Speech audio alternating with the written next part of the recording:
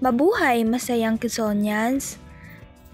Kami ang pangkat-4 at dadalhin namin kayo sa paglalakbay ng pinakatanyag na manlalakbay sa kasaysayan ng Islam. Sino nga ba si Ibn Battuta? Tara't ating alamin ang paglalakbay ni Ibn Battuta. Kilala niyo ba si Ibn Battuta? Ha? Siya si Ibn Battuta.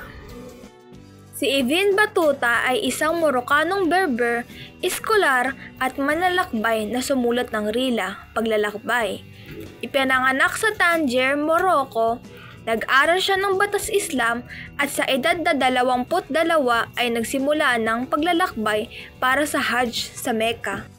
Noong 1325, naglakbay siya sa Mecca at nagpatuloy sa Hilagang Aprika, gitnang silangan ng India, Timog Silangang Asya, China at Espanya.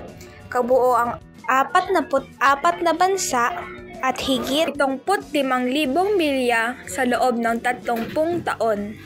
Mga kahalagahan ng rila ay ang kanyang tala ay naglalarawan ng mga lugar, tao, kultura at institusyong Islamiko noong ika-14 na siglo na mahalaga para sa mga historiador.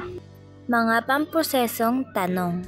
Sino si Ibn Battuta at ano ang pangunahing dahilan ng kanyang paglalakbay noong 1325? Pangalawa, ano ang nilalaman ng rila at bakit ito mahalaga para sa mga historiador ng ika-14 na siglo?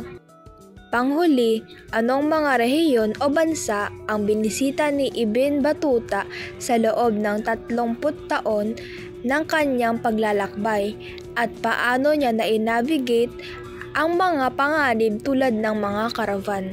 Ang aking natutunan tungkol kay Ibn Battuta ay siya ay pinanganak sa Tangier, Morocco. Nalaman ko rin ang kanyang propesyon at ang kanyang unang akda na pinamagatang rila.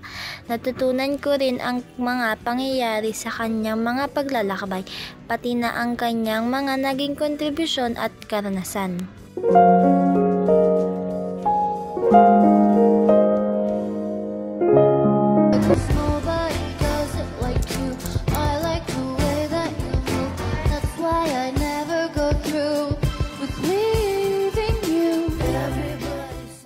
Maraming salamat sa pakikinig.